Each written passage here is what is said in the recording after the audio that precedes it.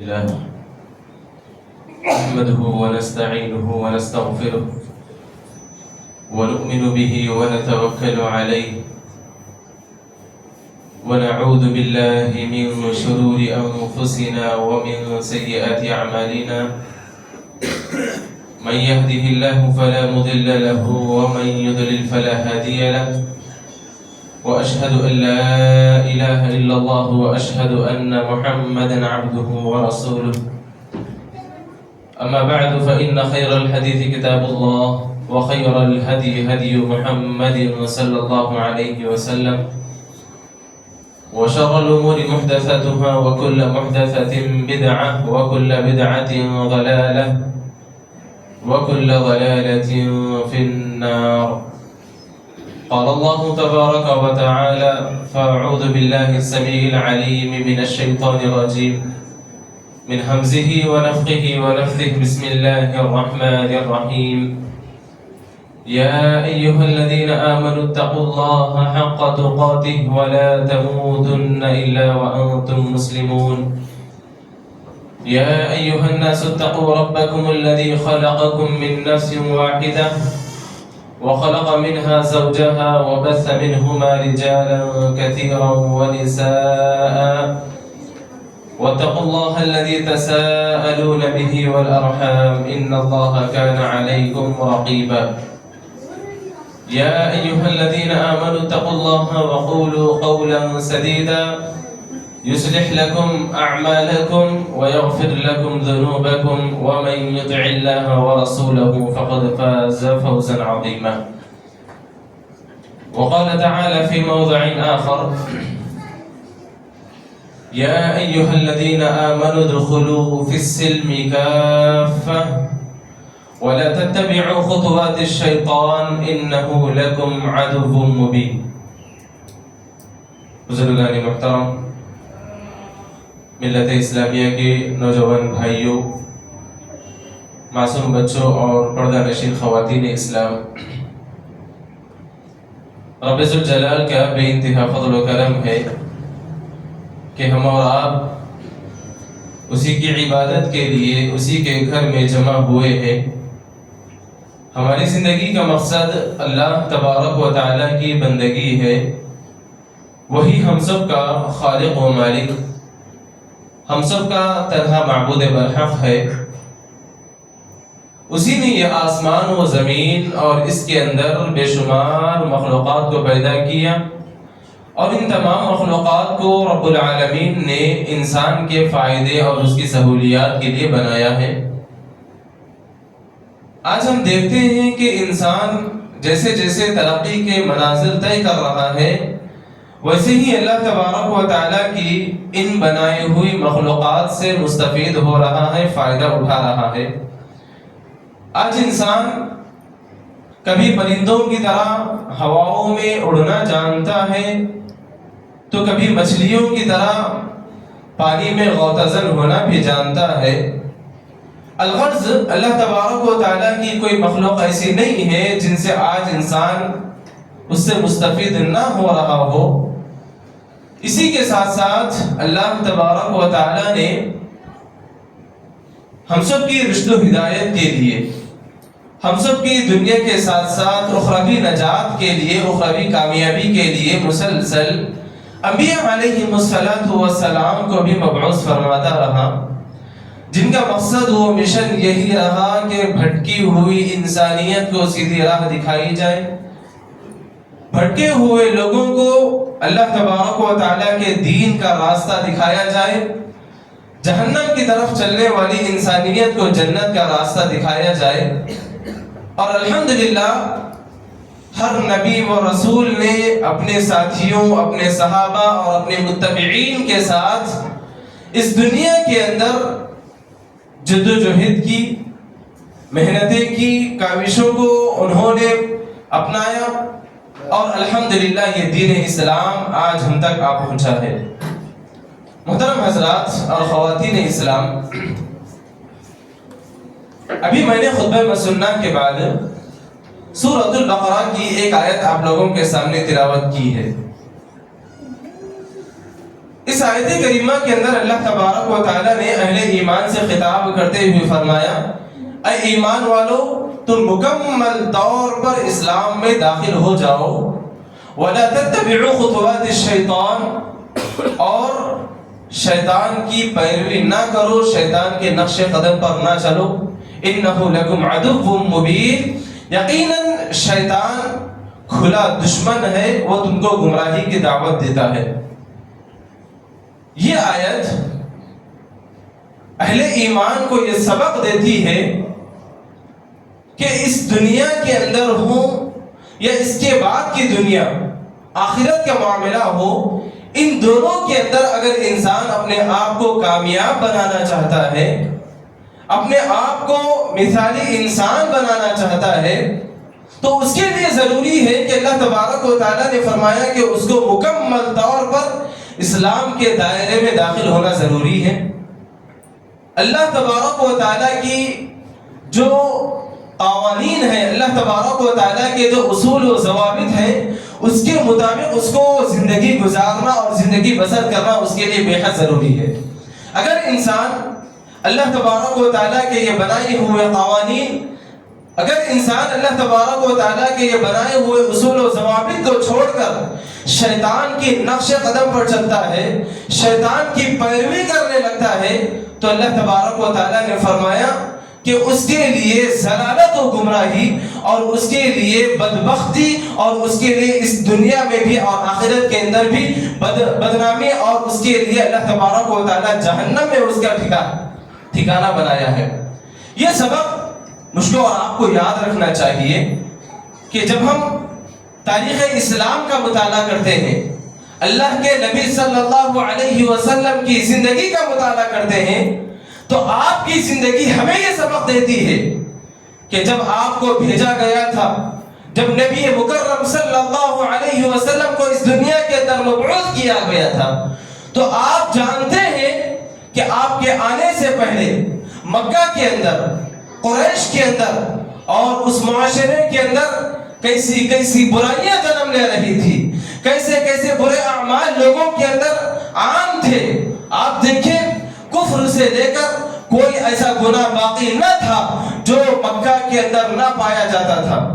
آپ اگر اسلام کی تاریخ پڑھ کر دیکھیں، یہ اللہ کے نبی صلی اللہ علیہ وسلم کی ابتدائی زندگی کا مطالعہ کر دیکھیں تو آپ کو معلوم ہوگا کہ ہر قسم کا گناہ اللہ کے نبی صلی اللہ علیہ وسلم کی زندگی کے اندر عام تھا، گھر گھر عام تھا، گلی گلی عام تھا، کوئی معاشرہ اس سے پاک نہ تھا، کوئی سوسائٹی اس سے پاک نہ تھی، اور کوئی گلی کوچہ اس سے پاک نہ تھا۔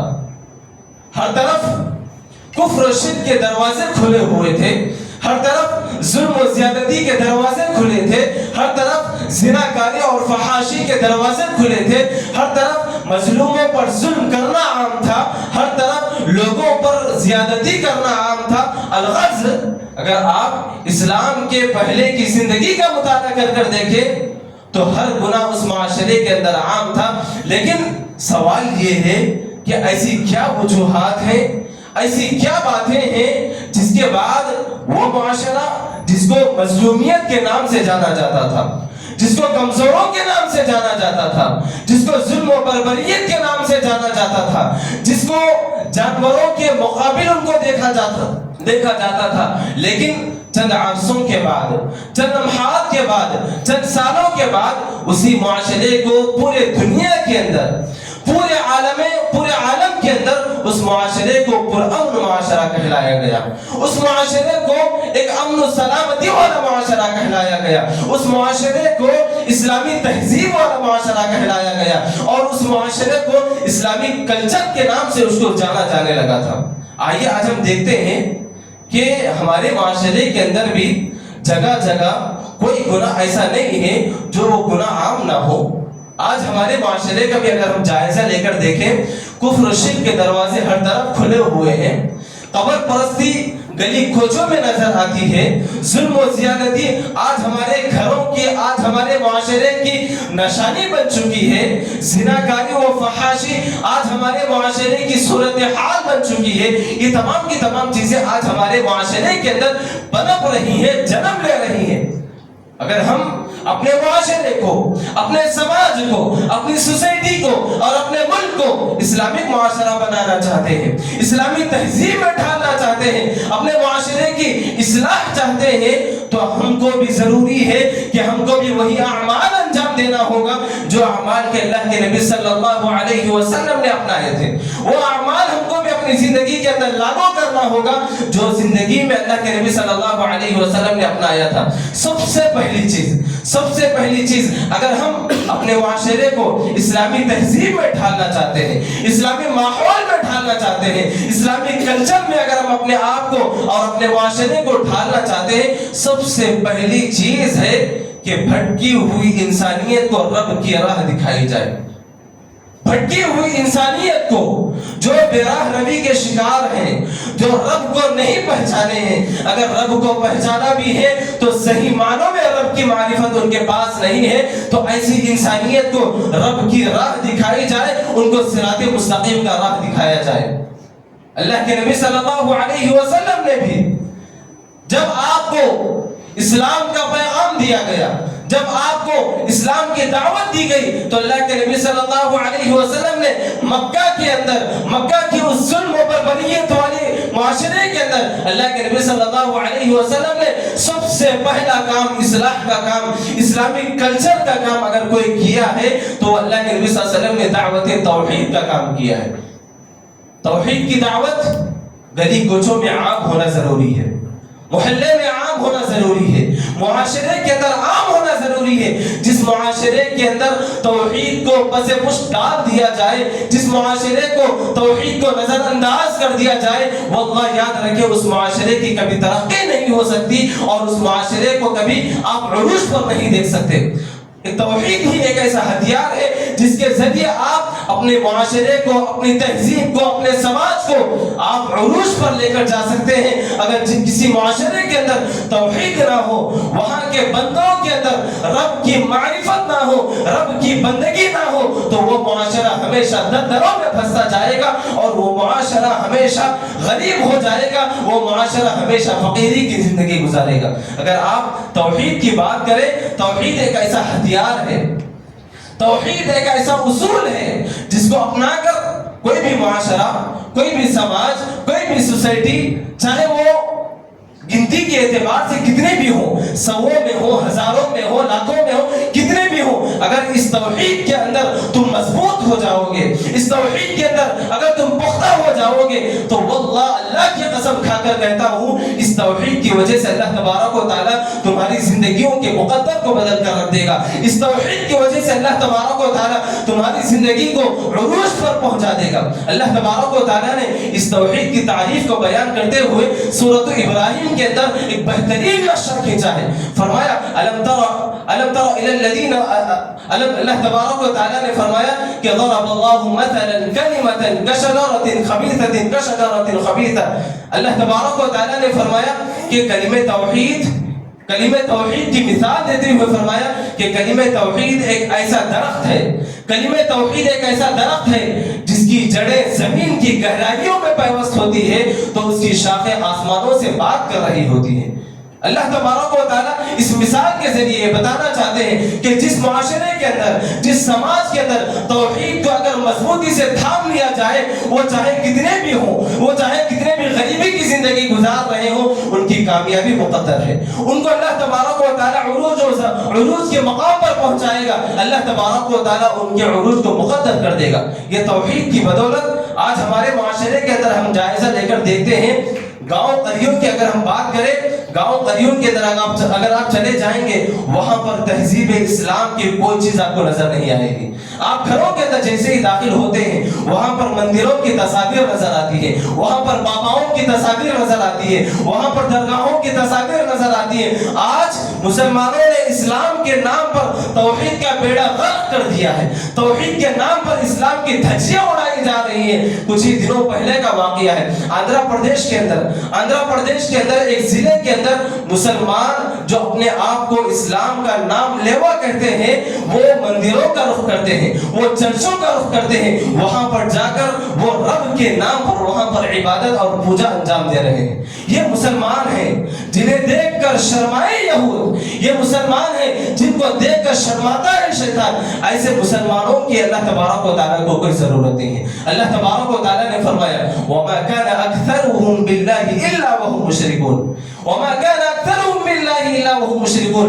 بہت سارے مسلمان ایسے ہیں جو اسلام لانے کے بعد, ایمان لانے کے بعد بھی مشرک ہیں. اللہ تبارک و تعالیٰ کی یہ جو آیت ہے, یہ آیت کھلے طور پر, واضح طور پر اس بات کا سبب دے رہی ہے کہ اسلام لانے کے بعد بھی تمہاری زندگیوں کے اندر شرک داخل ہوا ہوگا. تو آج ہمارے مسلمانوں کو سب سے پہلے بنیادی سخت ضرورت یہ ہے کہ اپنے گھرانوں کو, اپنے گلی کوچوں کو اور اپنے معاشرے کو توحید والا بنائیں. رب کی معرفت ہمارے اندر ہو, رب کی پہچان ہمارے اندر ہو. جس بندے کے اندر رب کی معرفت ہوگی, جس بندے کے اندر اللہ تبارک و تعالیٰ کی پہچان ہوگی, وہ چاہے کسی بھی قوم کے اندر چلا جائے, وہ چاہے کسی بھی دنیا کے کونے میں چلا جائے, وہ اپنے آپ کو مسلمان باقی رکھے گا. وہ اپنے آپ کو کبھی دوسروں کی تہذیب پر اپنانے والا, دوسروں کی تہذیب اور دوسرے کے کلچر کو اپنانے والا نہیں بن سکتا. اس لیے سب سے پہلے اگر اپنے آپ کو اسلامی معاشرہ بنانا چاہتے ہیں, اپنی تہذیب کو اسلامی تہذیب بنانا چاہتے ہیں, تو سب سے پہلے مسلمانوں کو اس پر محنت کرنے کی ضرورت ہے کہ توحید ہمارے گھروں کے اندر عام ہو, توحید ہمارے گلی کوچوں میں عام ہو, توحید ہمارے معاشرے اور ہماری سوسائٹی کے اندر یہ اللہ تبارک و تعالیٰ کی جانب سے جو پیغام دیا گیا ہے یہ سب سے پہلے ہمارے دلوں کے اندر پیوست ہونا چاہیے. اسی طریقے سے محترم حضرات, اگر ہم اپنے معاشرے کو اسلامی معاشرہ بنانا چاہتے ہیں, اگر ہم اپنے معاشرے کو اسلامک تہذیب والا معاشرہ بنانا چاہتے ہیں, تو ہمارے لیے اور آپ کے لیے دوسری اہم بنیادی ضرورت یہ ہے کہ امر بالمعروف و نہی عن المنکر پر کام کرنے کی سخت ضرورت ہے. امر بالمعروف و نہی عن المنکر یہ کیا چیز ہے؟ امر بالمعروف کا مطلب ہے کہ لوگوں کو بھلائی کا حکم دینا, ونہی عن المنکر کا مطلب ہے کہ لوگوں کو برائیوں سے روکنا. یہ دونوں چیزیں اس امت کی بہت بڑی خاصیت ہے, اس امت کا بہت بڑا فرض منصبی ہے. اللہ تبارک و تعالیٰ نے امت محمدیہ کی تعریف بیان کرتے ہوئے, امت محمدیہ کی خصوصیات کو بیان کرتے ہوئے سورۃ البقرہ کے اندر فرمایا کہ کنتم خیر امت اخرجت للناس تأمرون بالمعروف وتنہون عن المنکر. یہ جو امت ہے, امت محمدیہ, امت مسلمہ, یہ ایسی امت ہے جس کو اللہ تبارک و تعالیٰ نے تمام امتوں میں خیر کہا ہے, تمام امتوں میں بہترین امت کہا ہے. وجہ کیا ہے؟ وجہ یہی ہے کہ اس کا کام یہ ہے کہ یہ بھلائی کا حکم دیتی ہے اور برائیوں سے لوگوں کو روکتی ہے. اللہ کے نبی صلی اللہ علیہ وسلم نے اپنے معاشرے کے اندر جہاں جہاں پر بدکاری کو دیکھا, جہاں جہاں پر ظلم و زیادتی کو دیکھا, جہاں جہاں پر سود اور سودی لین دین کو دیکھا, جہاں جہاں پر اللہ کے نبی صلی اللہ علیہ وسلم نے رب کی نافرمانی کو دیکھا, وہاں پر اللہ کے نبی صلی اللہ علیہ وسلم خود آگے بڑھ کر لوگوں کو بھلائی کا حکم دیا کرتے تھے. یا پھر اپنے صحابہ کی ٹیم کو ایسے تیار کیا تھا کہ صحابہ کرام رضی اللہ اجمعین اپنی رہتی زندگی میں جہاں کہیں پر بھی برائیوں کو دیکھتے تو ان برائیوں کے خاتمے کے لیے فکر کیا کرتے تھے اور لوگوں کو بھلائیوں کا حکم دینے کے لیے وہ آگے بڑھ چڑھ کر حصہ لیا کرتے تھے. اور آپ کو معلوم ہونا چاہیے کہ اس معاشرے کے اندر کئی ایسے گناہ ہیں, کئی ایسے جرائم ہیں, کئی ایسے نافرمانیاں ہیں جن کو آج مسلمان ان برائیوں کو برائی نہیں سمجھتا ہے, ان غلطیوں کو غلطی ہی تصور نہیں کرتا ہے. آج برائیوں میں انسان اتنا ملوث ہو چکا ہے کہ گناہوں سے محبت کر بیٹھا ہے, گناہوں سے اس کو محبت ہو چکی ہے. آپ کو کتنے گناہ گناؤں, کتنے گناہ آپ کے سامنے پیش کروں, چاہے وہ ظلم و زیادتی کا معاملہ ہو, چاہے وہ قتل و غارت گری کا معاملہ ہو, چاہے وہ چوری ڈکیتی کا معاملہ ہو, چاہے وہ زناکاری اور فحاشی کا معاملہ ہو, چاہے وہ کاروبار میں اونچ نیچ کا معاملہ ہو, یا گھر کے اندر اونچ نیچ کا معاملہ ہو. کئی ایسے گناہ آج ہمارے گھرانوں کے اندر جنم لے رہے ہیں جس کو روکنے والا آج ہمارے پاس نہیں ہے. آج اس کو ان تمام چیزوں کو روکنے کے لیے کوئی شعبہ نہیں ہے, کوئی پلاننگ آج ہمارے پاس نہیں ہے. یاد رکھیں اللہ تبارک و تعالیٰ کا قانون ہے, اللہ تبارک و تعالیٰ کا قانون ہے.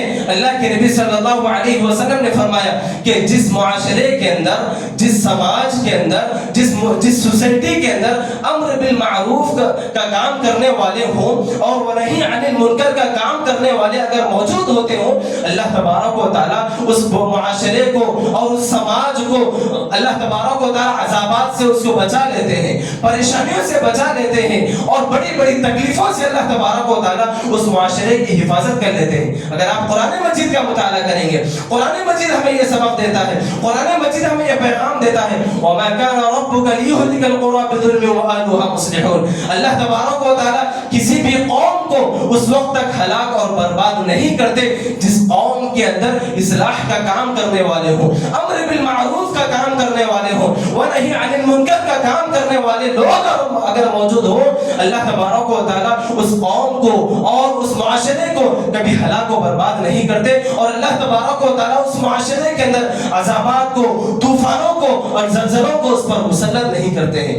آج ہم دیکھتے ہیں، آج ہمارے ملک کی صورتحال دیکھیں یا پوری دنیا کی صورتحال کو آپ دیکھیں، جگہ جگہ پر گناہوں کے اڈے بنے جا رہے ہیں، جگہ جگہ پر رب کی نافرمانیوں کے اڈے بنائے جا رہے ہیں۔ کیا ان تمام چیزوں کو روکنے کے لیے ہمارے پاس کوئی پلاننگ ہے؟ کیا ان تمام چیزوں کے روک تھام کے لیے کیا ہمارے پاس کوئی منصوبہ بندی ہے؟ اللہ تبارک و تعالیٰ نے اللہ کے نبی صلی اللہ علیہ وسلم کی زبانی اس بات کی طرف اشارہ کرتے ہوئے فرمایا، حضرت حذیفہ رضی اللہ عنہ حدیث کا راوی ہے، عن ابی حذیفہ رضی اللہ عنہ عن النبی صلی اللہ علیہ وسلم قال والذي نفسي بيده لتأمرن بالمعروف ولتنهون عن المنكر أو ليشركن الله أن يبعث عليكم عقابا منه ثم تدعونه فلا يستجاب لكم۔ اللہ تبارک و تعالیٰ نے اللہ کے نبی صلی اللہ علیہ وسلم کی زبانی اس بات کی طرف اشارہ کیا ہے کہ اگر کسی معاشرے کے اندر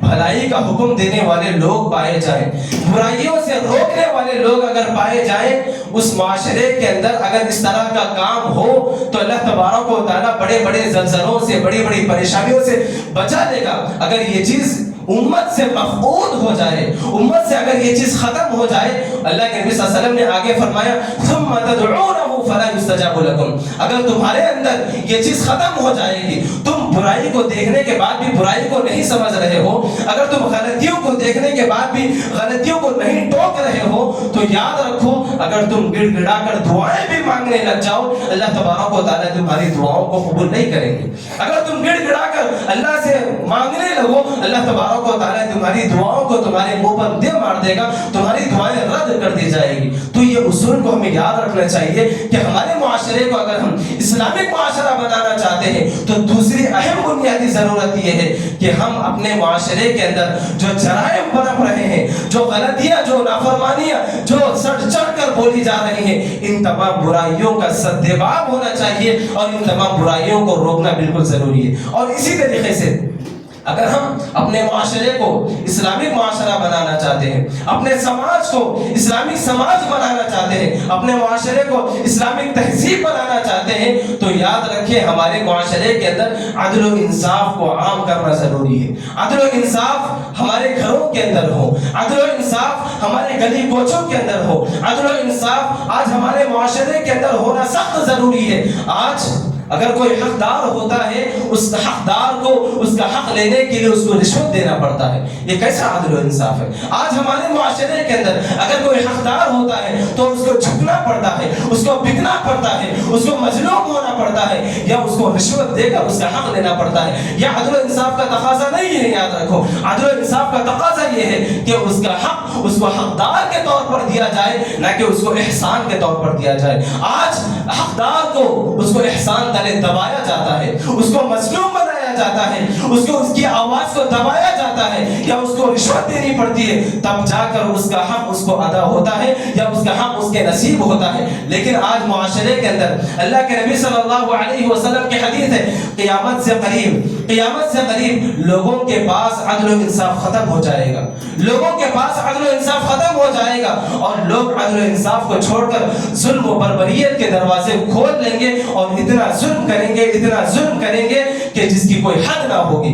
یاد رکھیں آج امت مسلمہ کے لیے جو سب سے بڑا مسئلہ کھڑا ہوا ہے وہ کیا ہے؟ اوقاف کا مسئلہ ہے، اوقاف کا مسئلہ ہے۔ مجھے یہ بات کہنے دیجیے کہ آج امت محمد یا اس امت مسلمہ آج اوقاف کے لیے آوازیں اٹھا رہی ہے۔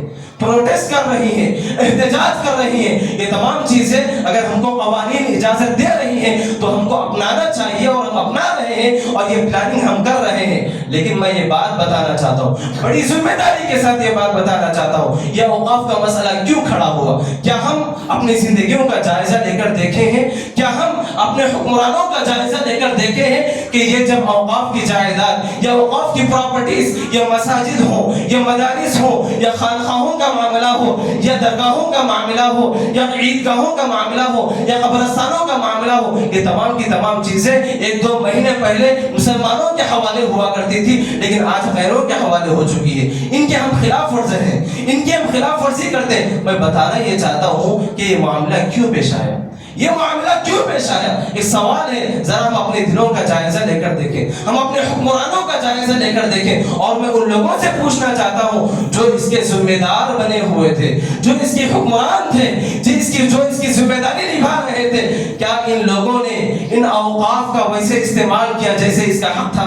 کیا ان اوقاف کا ویسے استعمال کیا گیا جیسے اس کا حق تھا؟ ان اوقاف کے اندر غریبوں کا حق تھا، کیا کہیں پر غریبوں کے لیے مکان تعمیر کیے گئے؟ ان اوقاف کے اندر بیواؤں کا حق تھا، کیا ان بیواؤں کے لیے کوئی راہ فراہم کی گئی؟ ان اوقاف کے اندر یتیم بچوں کی تعلیم کا حق تھا، کیا کہیں پر یتیم بچوں کی تعلیم کے لیے ادارے کھولے گئے؟ یہ عدل و انصاف کا تقاضا تھا کہ ان اوقاف کا صحیح استعمال کیا جاتا اور ان اوقاف کی جائیداد سے مسلمانوں کا فائدہ ہوتا۔ خود غیر مسلم کہا کرتے ہیں، خود غیر مسلم قرآن مجید کی آیت پڑھ کر کہتے ہیں کہ ان اوقاف کے اندر، ان مال کے اندر، ان جائیداد کے اندر یتیموں کا حق ہے، غریبوں کا حق ہے، فقیروں کا حق ہے، لیکن مسلمان تو صرف ہڑپنے میں لگے ہوئے ہیں، مسلمان اپنی پراپرٹیز بنانے میں لگے ہوئے ہیں، مسلمان اپنے کاروبار کو عروج پر لے کر جانے میں لگے ہوئے ہیں۔ کبھی اس کے اندر غریبوں کا حق انہوں نے تلاش نہیں کیا، کبھی اس کے اندر فقیروں کے حقوق کو اس کے اندر انہوں نے نہیں لگایا، جس کی وجہ سے میں یہی کہتا ہوں کہ مسلمانوں کے اس غفلت کی وجہ سے، مسلمانوں کی اس لاپرواہی کی وجہ سے آج جو پراپرٹیز مسلمانوں کے حوالے ہوا کرتی تھی وہ آج غیروں کے حوالے ہو چکی ہے۔ یاد رکھیں، یہ اوقاف، یہ زمینوں کا معاملہ صرف زمینوں کے حد تک نہیں ہے، یہ اوقاف کا معاملہ صرف زمینوں کے حد تک نہیں ہے۔ یاد رکھیں، یہ انڈائریکٹلی ہمارے ایمان پر اٹیک ہے، یہ ہمارے اور آپ کے ایمان پر اٹیک ہے۔ یہ کہنا یہ چاہتے ہیں کہ اب امام تمہارے حساب سے نہیں بلکہ ہمارے حساب سے امام ہوگا، اب تمہارے مدارس کے اندر تمہارے حساب سے تعلیم نہیں دی جائے گی بلکہ ہمارے حساب سے تمہارے مدارس کے اندر تعلیم دی جائے گی۔ یہ کیا صورتحال ہم نے بنا دی ہے؟ عدل و انصاف کا تقاضا تھا کہ اوقاف کا صحیح استعمال کیا جاتا اور ان اوقاف کو اللہ تبارک و تعالیٰ کے بندوں کی خاطر اس کا استعمال کیا جاتا، لیکن یہ تمام چیزیں نہ ہونے کی وجہ سے آج وہ چیزیں غیروں کے ہاتھوں چلی گئی ہیں۔ لیکن یاد رکھیں، آج بھی ہمارے پاس وقت ہے، آج ہمارے پاس وقت ہے کہ جو بھی وقت ابھی ہمارے پاس بچا کچا ہے، اگر اس کا صحیح استعمال کرتے ہوئے ان اوقاف کو اگر ہم صحیح معنوں میں یوز کرتے ہیں، استعمال کرتے ہیں، تو واللہ پھر سے وہ چیزیں ہمارے ہاتھ آ سکتی ہے۔ اللہ تبارک و تعالیٰ سے امید رکھیے، اللہ تبارک و تعالیٰ سے گریہ اوزاری کریے، یقیناً یہ تمام چیزیں ہمارے ہاتھوں آ سکتی ہیں، لیکن اللہ تبارک و تعالیٰ شرط بیان کرتے ہیں کہ اس کا اصول اور اس کا طریقہ اور اس کا استعمال صحیح معنوں میں ہو، ورنہ اگر یہی منمانی ہوگی تو پورے ملک کے اندر ظلم و بربریت ہوگی، پورے ملک کے اندر نفسا نفسی کا عالم ہوگا، پورے ملک کے اندر مسلمانوں کا جینا حرام کر دیا جائے گا۔ اللہ تبارک و تعالیٰ یہ ہم کو پیغام دینا چاہتے ہیں، اس لیے عدل و انصاف کا تقاضا یہ ہے کہ ہم اپنے معاشرے کو اسلامک تہذیب میں، اسلامک کلچر میں ڈھالنا چاہتے ہیں تو عدل و انصاف ہمارے معاشرے کے اندر عام ہونا سخت ضروری ہے۔ اسی طریقے سے محترم حضرات، اگر ہم اپنے تہذیب کو، اپنے معاشرے کو اسلامی تہذیب میں ڈھالنا چاہتے ہیں، اسلامی کلچر میں اگر ہم اپنے آپ کو ڈھالنا چاہتے ہیں تو یہاں کے مسلمانوں کے لیے سخت ضروری ہے کہ وہ اخلاقیات کو اپنائیں۔ اخلاقیات کیا ہے؟ اخلاق ایک ایسا ہتھیار ہے، کردار ایک ایسا ہتھیار ہے، کیریکٹر ایک ایسا ہتھیار ہے جس کے پاس کوئی دیکھنے میں کوئی سپر پاور طاقت نہ ہو، اگر اخلاق جیسا ہتھیار ہو تو بڑے بڑے لشکروں کو وہ ہتھیار، بڑے بڑے لشکروں کا وہ مقابلہ کر سکتا ہے، بڑے بڑے لشکروں کا وہ مقابلہ کر کے اپنی بات منوا سکتا ہے۔ آپ دیکھیں، اللہ کے نبی صلی اللہ علیہ وسلم نے اپنے جانثاروں اور اپنے صحابہ کی ایسی تعلیم و تربیت ان کی تھی کہ پورے ملک کے اندر جہاں کہیں پر بھی وہ جاتے وہاں کے وزیروں اور وہاں کے اعلی کاروں نے صحابہ کا یہ کہہ کر استقبال کیا تھا کہ آؤ صحابہ ہمارے پاس، ہمارا ساتھ تمہارے ساتھ ہے، ہم اپنے حکمرانوں کے ساتھ بغاوت کر کے تمہارا ساتھ دینے کے لیے تیار ہے۔ صحابہ کا ایسے استقبال کیا گیا تھا، صحابہ کی ایسا ان کا ویلکم کیا گیا تھا۔ کیوں؟ اس لیے کہ صحابہ کرام رضی اللہ مجمعین کے پاس وہ اخلاق جیسا ہتھیار تھا کہ اگر کوئی غیر مسلم، کوئی نان مسلم اگر ان کے گھر کے اندر 2-4 دن یا 8 دن رہ جاتا اور وہاں سے جب وہ واپس ہو کر جانے لگتا تو مسلمان ہو کر جاتا تھا۔ اللہ اکبر۔ اللہ کے نبی صلی اللہ علیہ وسلم کی تعلیم اور آپ کے معاشرے کی ایسی اصلاح کی گئی تھی کہ آپ کے پاس کوئی غلام یا کوئی غیر مسلم مہمان بن کر آتا، کچھ دن یہاں پر قیام کرتا اور جب وہ واپس ہونے لگتا تو وہ مسلمان ہو کر جاتا، اور اللہ کے نبی صلی اللہ علیہ وسلم سے یہ کہا کرتا تھا، اے اللہ کے نبی صلی اللہ علیہ وسلم اب میں بچی کچی جو بھی زندگی ہے آپ کے پاس گزار کر اپنی زندگی بسر کر دوں گا۔ یہ کیا معاشرہ تھا، یہ کیا صورتحال تھی؟ یہ اخلاق تھے، یہ کیریکٹر تھے جن کو دیکھ کر غیر مسلم کا دل پگھل جایا کرتا تھا اور وہ اسلام سے مانوس ہو جایا کرتا تھا۔ لیکن آج اگر ہم ہمارے معاشرے کی صورتحال کا جائزہ لے کر دیکھتے ہیں تو ہمارے معاشرے کے اندر اخلاق کا بیڑا غرق ہو چکا ہے۔ اخلاق نام کی کوئی چیز آج ہمارے معاشرے کے اندر نظر نہیں آتی ہے۔ بیٹے کو یہ نہیں معلوم کہ باپ سے کیسی بات کرنا ہے، بیٹیوں کو یہ نہیں معلوم کہ والدین سے کیسی گفتگو کرنا ہے،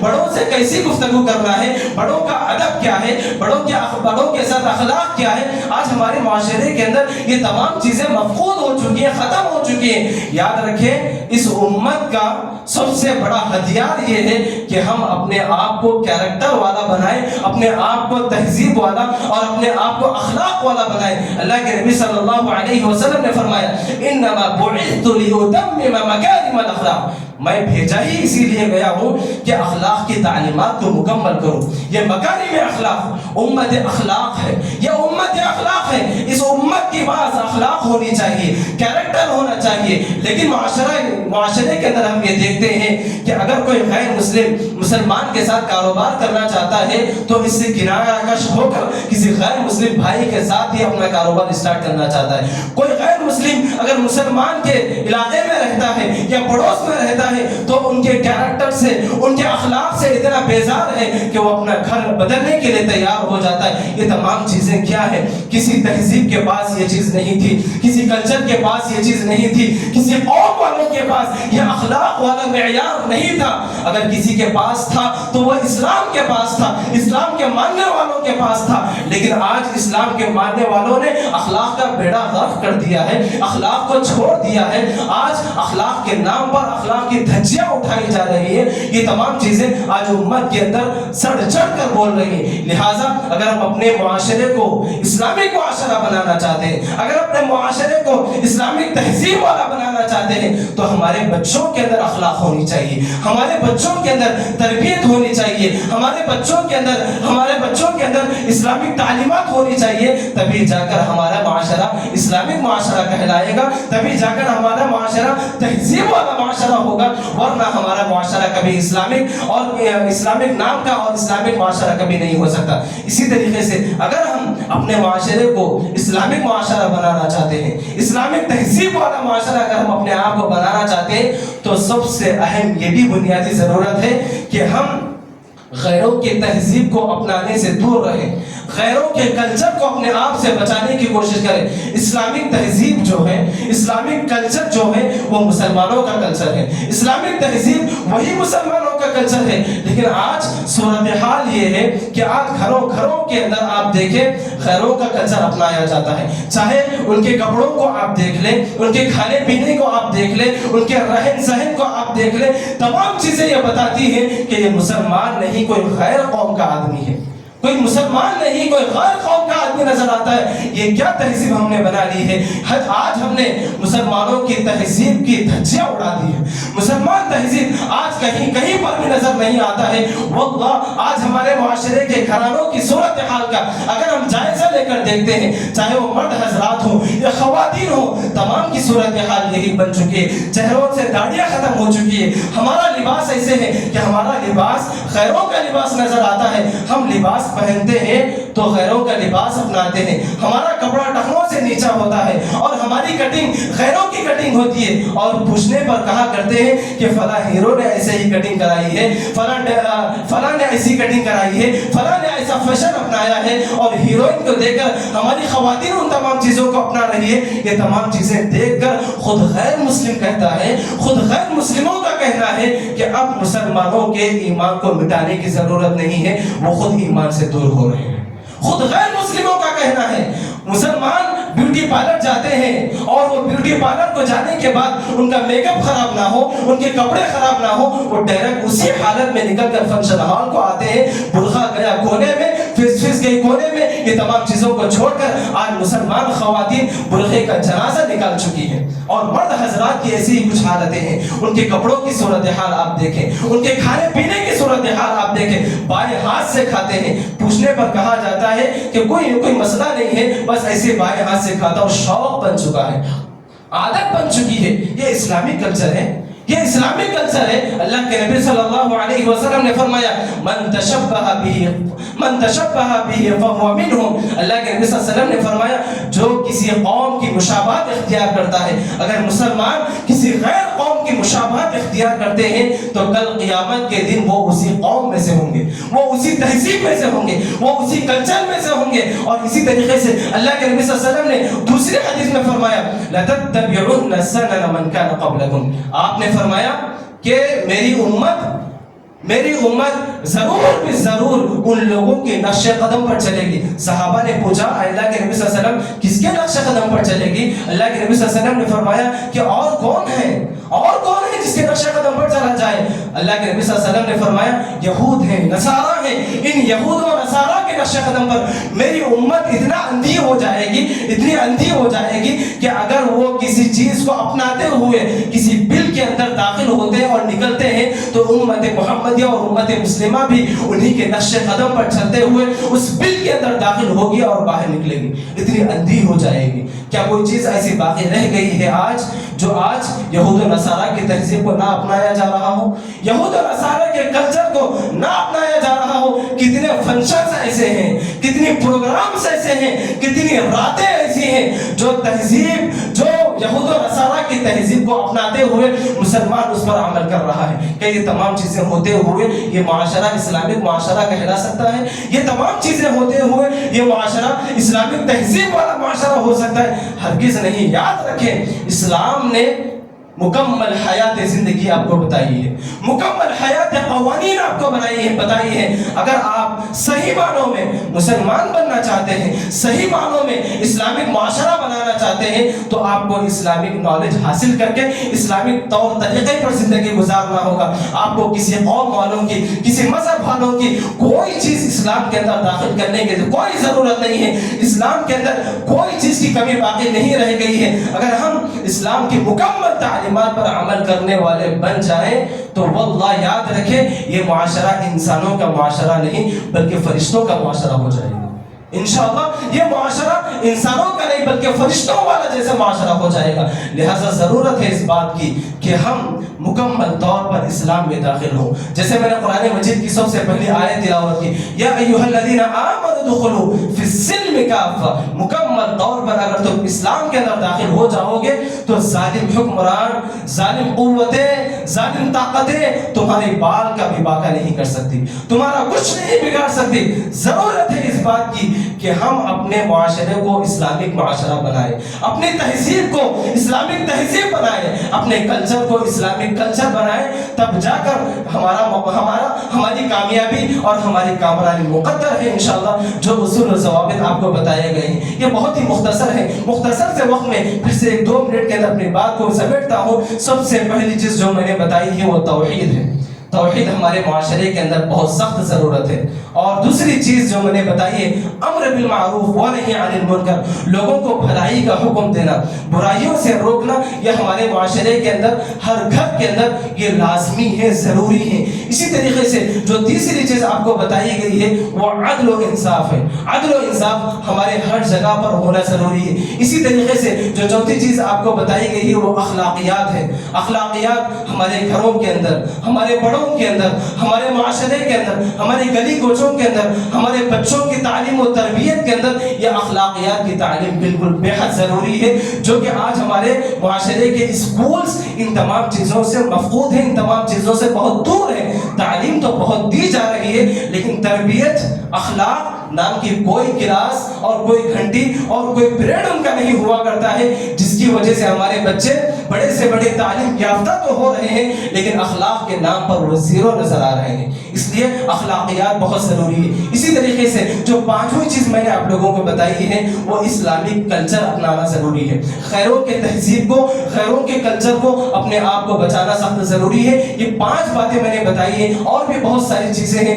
لیکن اگر آپ ان 5 باتوں پر بھی عمل کریں گے, واللہ یاد رکھیں یہ معاشرہ اسلامک معاشرہ بن سکتا ہے, یہ معاشرہ اسلامک تہذیب والا بن سکتا ہے, اور اس معاشرے کے اندر مسلمانوں کی حکمرانی ہو سکتی ہے, مسلمان طاقت میں ہو سکتے ہیں, مسلمانوں کے پاس قوت ہو سکتی ہے, مسلمانوں کے پاس سب چیزیں ہو سکتی ہیں. شرط اس بات کی ہے کہ ہم ان چیزوں پر عمل کریں, مکمل طور پر اسلامی تعلیمات پر عمل کرنے والے بنے. کوئی قوم اور کوئی مذہب اور کوئی حکمران اور کوئی ظالم طاقت ہماری بال کا بھی باقی نہیں کر سکتی. لہٰذا میں انہی باتوں پر اپنی بات کو ختم کرتے ہوئے اللہ تبارک و تعالیٰ سے دعا کرتا ہوں, اللہ تبارک و تعالیٰ ہم تمام کو کئی بھی باتوں پر عمل کرنے کی توفیق عطا فرمائے. اللہ تبارک و تعالیٰ ہم تمام کو اسلام کے اندر مکمل طور پر داخل ہونے کی توفیق عطا فرمائے. اللہ تبارک و تعالی ہم تمام کے گھرانوں کے اندر اسلام اور ایمان پر عمل کرنے والا بنائے. اللہ ہم تمام کو 5 وقت کا نمازی بنائے. اللہ ہم میں سے جو لوگ پریشان حال ہیں ان تمام کی پریشانیوں کو دور فرمائے, جو بیمار ہیں ان تمام کی بیماریوں کو دور فرمائے. اللہ مسلمانوں کی حفاظت فرمائے, مسلمانوں کے جائیداد کی حفاظت فرمائے. اللہ اوقاف کی حفاظت فرمائے. اللہ یہ اوقاف تیرے ہی نام پر وقف کیے گئے ہیں. اللہ تو ہی ان کا صحیح معنوں میں حفاظت کرنے والا اور ذمہ داری کرنے والا ہے. اللہ تو ہی ان کی حفاظت فرما. اللہ جو بھی ظالم طاقتیں پلاننگ کر رہی ہیں, کوششیں کر رہی ہیں, اللہ ان کی پلاننگ کو اور ان کو کوششوں کو انہی کے منہ پر دے مار دے. اللہ ان ظالم طاقتوں کو تو نیست و نابود کر دے. اللہ مسلمانوں کی حفاظت فرما, مسلمانوں کے جان و مال کی حفاظت فرما, عزت و آبرو کی حفاظت فرما, ان کے گھرانوں کی حفاظت فرما, ان کے ایمان کی حفاظت فرما. اللہ مسلمانوں کی ہر چیز کی حفاظت فرما. اللہ جو لوگ اس دنیا سے رخصت ہو چکے ہیں, اللہ ان تمام لوگوں کی خبروں کو نور سے منور کر دیجئے. اللہ اگر کسی کو عذاب ہو رہا ہے, اللہ ان کے عذاب میں تخفیف فرمائیے. اللہ ہم تمام کو دین اسلام کے اندر مکمل داخل ہونے کی توفیق عطا فرمائے. اللہ ہم کو جب تک زندہ رکھ, ایمان و اسلام کے حالات میں زندہ رکھ. جب بھی ہمارا خاتمہ ہو ایمان بالخیر ہونے کی توفیق عطا فرما. اللہ آج ہم لوگ یہاں پر اس مسجد میں جس طرح جمع ہوئے ہیں, کل ہم تمام کو ایسے ہی جنت الفردوس میں بھی جمع ہونے کی توفیق عطا فرما. آمین یا رب العالمین. وآخر دعوانا الحمد للہ.